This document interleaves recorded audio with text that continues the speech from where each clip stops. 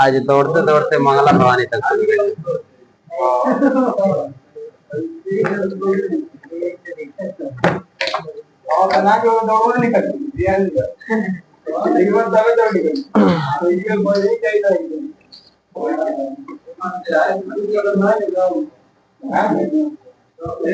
हमने के ओए छोड़ा भाई, हमने के पढ़ ले रहे हैं पूरा हड्डी के बारे में। अब ओकर रोग में 3 गो बताए, गठिया याद कर लो, अर्थराइटिस, ऑस्टियोपोरोसिस। हड्डी मांसपेशी हो गई खत्म काले हो रहे। तो सुन लो लिखल बचा थोड़ा बात बच दे तनी। गठिया में कैसे रहेला? गठिया शरीर की अस्थियों की जोड़ी से संबंधित एक रोग है।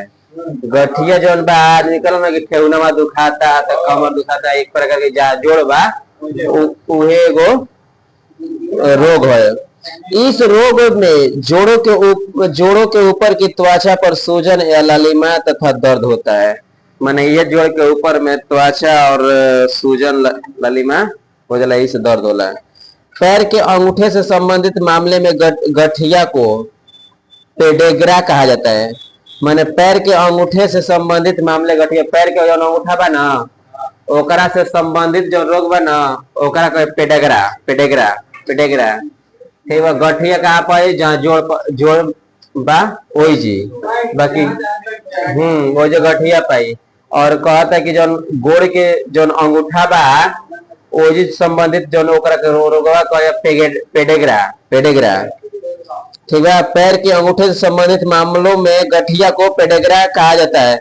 लगभग 50% मामलों में पैर के अंगूठे की मेटाटार्सल फ्लेंजिया संधि प्रभावित होती है। यानी मेटाटार्सल फ्लेंजिया क्या समझता? गुड़वा का जो हो गई मेटाटार्सल हो गई, हाई टार्सल है पैरवा कहता नहीं तो हाई टार्सल है, मेटाटार्सल फ्लेंजिया ना कहता अंगूठा के बीच में जो रोग वगैरह क्या कहे पेडेग्रा।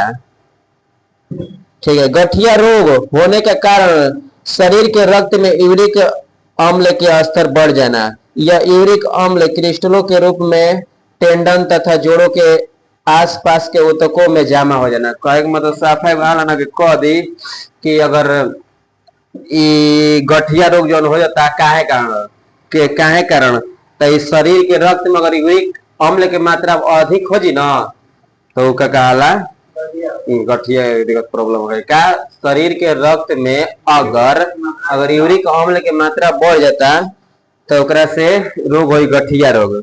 अभी क्या पढ़ नहीं पढ़े गठिया, तो गठिया साफा याद कर लो कि जोड़ जहां पे पाई वो जे पाई। फिर एगो कहेंगे पैर के जो अंगूठा बा यानी मेटाटार्सल और फ्लेंजिस के बीच में ओकरा क्या कहेला पेडेग्रा कह दी। ठीक बा। इसके बाद जो रक्त में यूरिक अम्ल की मात्रा बढ़ जाता तो ये गठिया रोग होला। गठिया को रजाओं की बीमारी या धनी लोगों की बीमारी यानी रजाओं की बीमारी और धनी लोगों की बीमारी बोलते हैं। कोई तो अपन कभी याद लगेगा कि धनी लोग की बीमारी किसे कहते हैं? तो गठिया रोग या रजाओं की बीमारी। ये गठिया के बारे में एगो अब दूसर का सुनो अर्थराइटिस ये रोग है।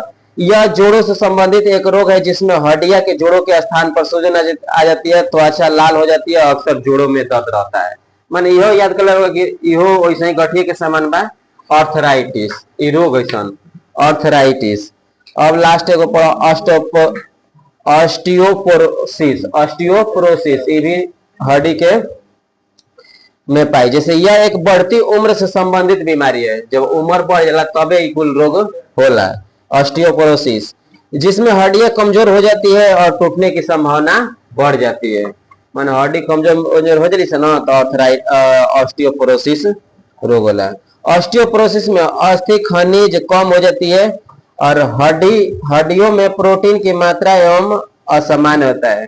ये कहे का मतलब जो ऑस्टियोपोरोसिस रोग में खनिज की मात्रा प्रोटीन की मात्रा कम हो जाला तो यही रोग उत्पन्न होला।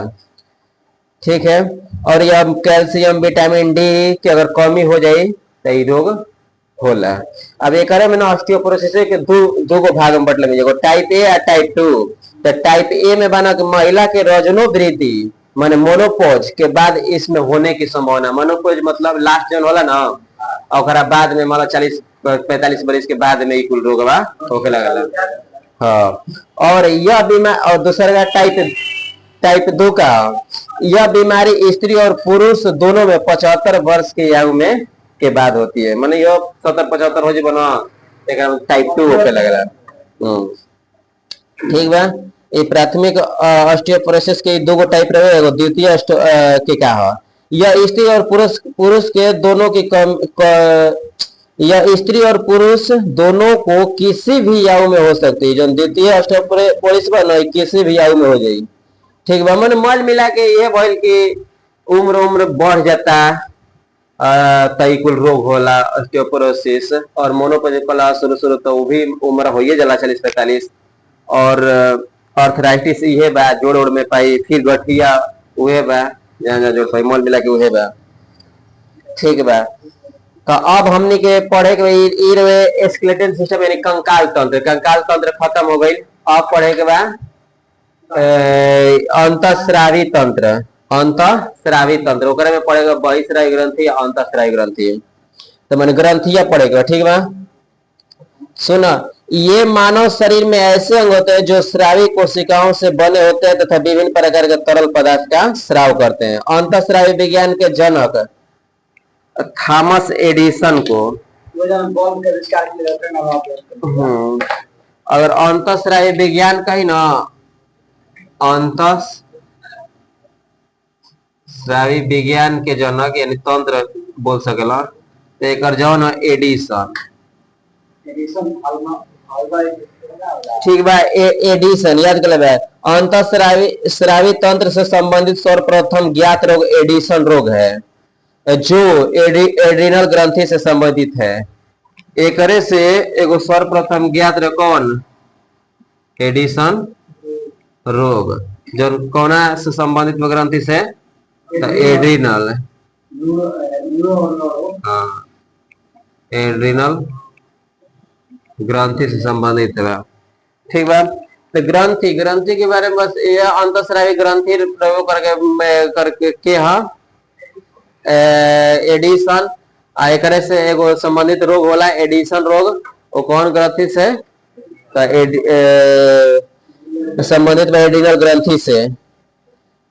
ठीक बा। अब तो ग्रंथि पढ़े तो ग्रंथि 3 प्रकार के, एगो बहिःस्रावी, एगो अंतःस्रावी, एगो मिश्रित ग्रंथि। तो बहिःस्रावी मतलब भइल कि नली युक्त रहे के चाहिए, ओकरा से एंजाइम स्रावित होला, ओकरा में एगो निश्चित मार्ग होला। ठीक बा, निश्चित मार्ग।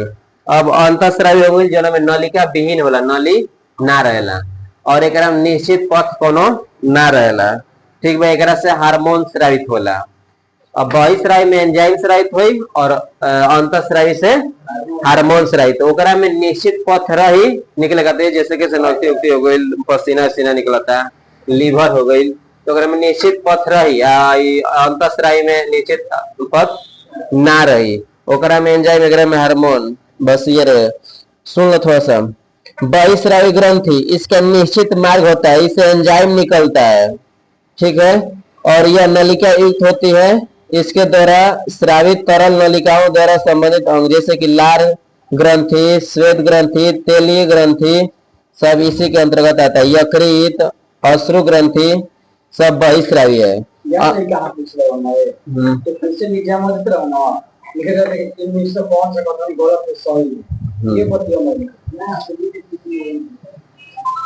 अंतःस्रावी ग्रंथि, तो अंतःस्रावी ग्रंथि में नलिका विहीन होती है, इससे हार्मोन स्रावित होता है।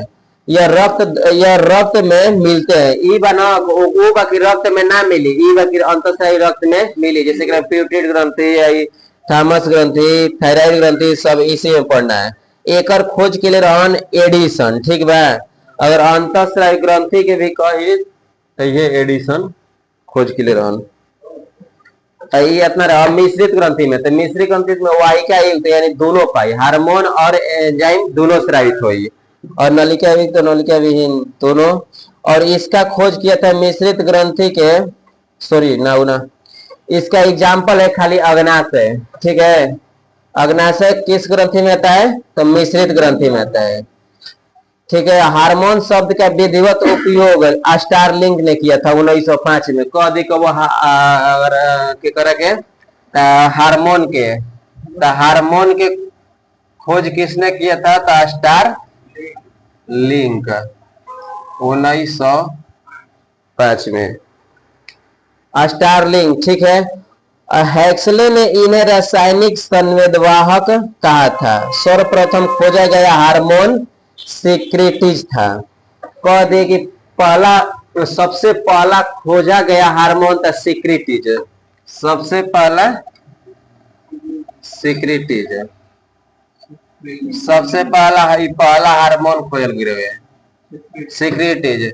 और ये हार्मोनवे के कहले रहे ना कि हेक्सले कहले रहे रासायनिक संदेशवाहक। रासायनिक संदेशवाहक,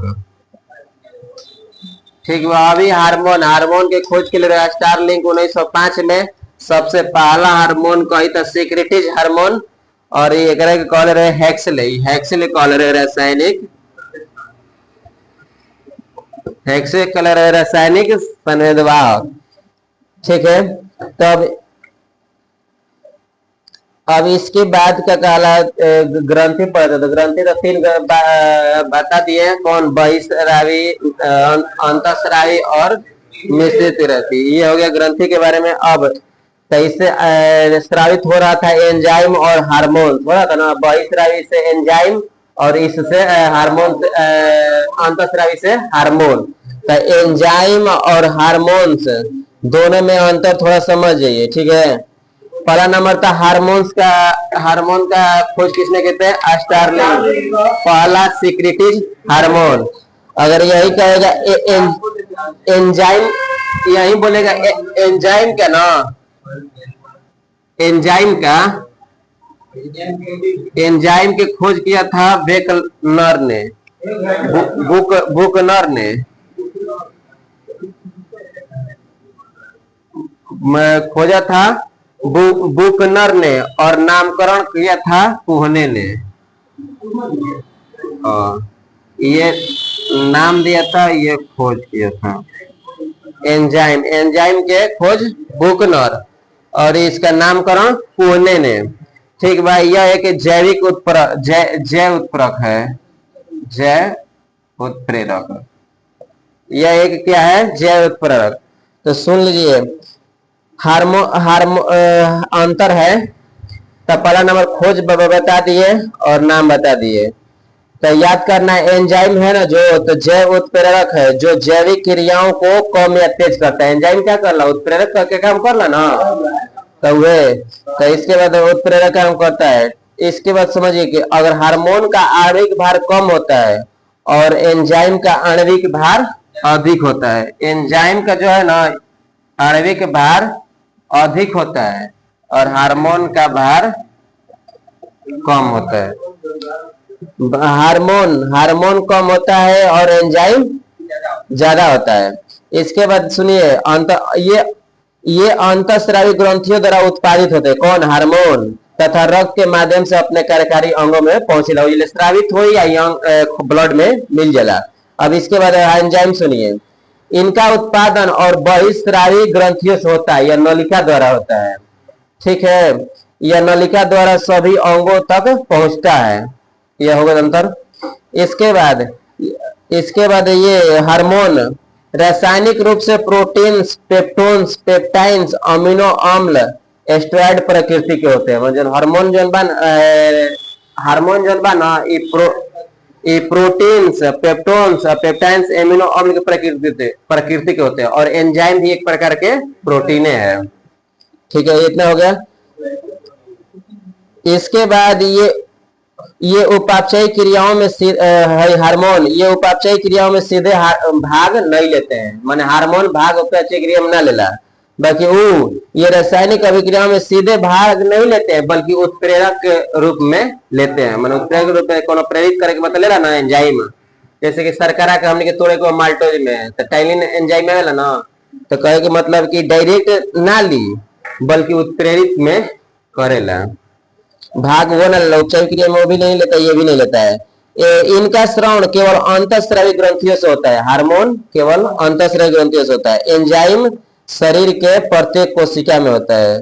एंजाइम का संश्लेषण शरीर के प्रत्येक कोशिका में होता है, याद करके पड़े। और कह दे कि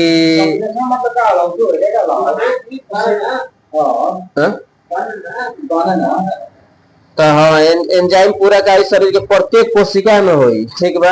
जैसे कि टूटा टूटा तो रहबे करे कोशिका में सब ना एंजाइम उत्प्रेरित होता है ना, तो सरकारा के माल्टोज बदला तो माल्टो मल्टी एमिनो में बदला तो ये हार्मोन्स और एंजाइम में ये सब अंतर है। अंतर क्या रहे कि क्या कहला टब हैकर जान बुकनर एंजाइम के बुकनर खोज के रहे कोने नाम दे रहे जैविक उत्प्रेरक में काम हाँ, और ये भार एक अधिक होला। हार्मोन में स्टारलिंग खोज के ले रहे पहला सिक्रेटिज हार्मोन, और इसका हेक्सले ने कहा था कि रासायनिक संवाहक इसका भार आणविक भार कम होता है। और यह अंतःस्रावी से होता है, यह अंतःस्रावी से होता है, यह बहिस्रावी से होता है। और दोनों एक प्रोटीन है। और यह उपचारिक क्रिया में सीधे भाग नहीं लेता है, ये भी नहीं लेता है, बाकी उत्प्रेरक के रूप में लेता है। यह केवल अंतःस्रावी से होती है प्रत्येक कोशिकाओं में। यही रहे कितना सही टाइम होगा 55 हो गई। तो इसके अब इतना हुआ था। अब इसके बाद कल पढ़ेंगे हम लोग अब इसके अंतःस्रावी के बारे में, ग्रंथि के बारे में, जैसे पीयूष ग्रंथि, प्यूटरेट ग्रंथि।